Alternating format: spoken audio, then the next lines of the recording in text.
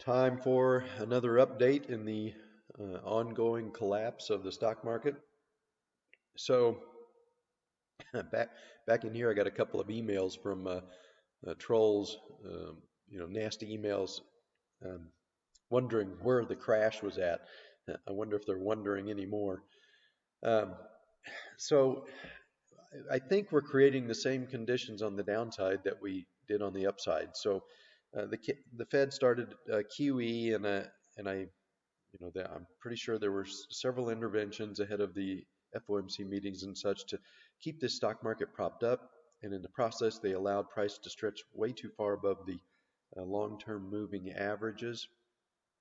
And uh, and people just became conditioned that um, the Fed would protect the market and never let it go down. So uh, they kept buying every dip, um, and especially as it got um, very late in the intermediate cycle. This was a recipe for a lot of people to be buying during this runaway move, and that's just a lot of people to get stopped out when the crash starts. And so that was the fuel, this runaway move. Um, many traders buying when they shouldn't have been late in an intermediate cycle, thinking that there was no downside risk. That was the fuel to create this crash. Now I think the opposite is happening. People are becoming convinced that there is no upside risk, that the market can never turn around, and they can just short, uh, at will with no risk, and that probably uh, is going to be the fuel for a huge short squeeze once the turn comes. So my thought the other day was that maybe we had found at least a short-term bottom. We had a 90% up volume day. That usually marks, some kind of bottom. I did expect to undercut that, but I kind of expected the undercut to come next week. Instead, it's coming this evening and this morning. And as many of you will recall, my minimum target for a 4-year cycle low was to at least test this 200-week moving average. You can see we did it uh, on this 4-year cycle low. We did it. We retested it during this 4-year cycle low, and, uh, and I've said many times that um, this test here, when the Fed raised rates too many times, um, it looked like the 4-year cycle low in real time, but the problem was it was way too early. We weren't even 3 years into this 4-year cycle yet, so I was always a bit suspicious that this was maybe not the actual 3-year cycle low. And now we know that it was not. That is occurring right now.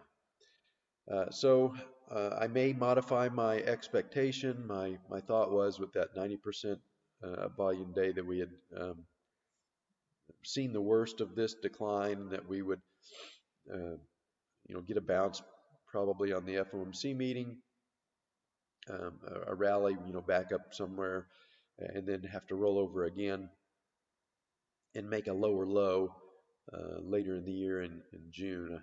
I may modify that and just uh, assume that we're making the 4-year cycle low now, and once it's done, then we may not retest that later in June.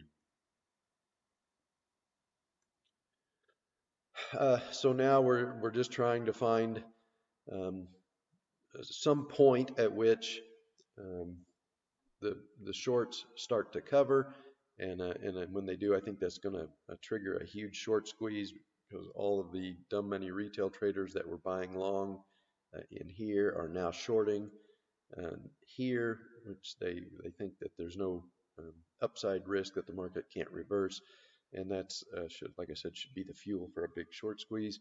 Of course, the 200-week moving average here is a potential spot to find support. Um, it certainly can drop a little below it. You can see it did back here.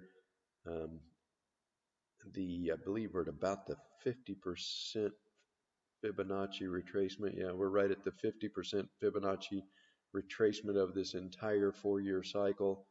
That's a potential spot where we could find a bottom.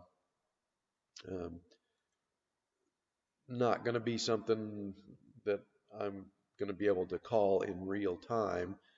Uh, I suspect once we do get a turn, we'll have another 90% volume up day. And when we see that, maybe this one will mark the bottom and the beginning of a powerful short squeeze. Um, as you can see here, the VIX is now over 63. That's more panic than anything we've seen since the um, first big leg down in when the financial system was imploding back in 2009, and all of these big spikes in the VIX. It's always a pretty good bet to bet against uh, this becoming permanent. They always eventually uh, the market always eventually calms down, and the VIX always uh, eventually collapses. So the trade at this point is a bet against volatility. It's not going to continue to just ramp up indefinitely, and at some point volatility will come back down and drop back below 20. So that I think that's the bet to make now. At some point here, we're going to find a bottom, and volatility is going to collapse again, just like it always does.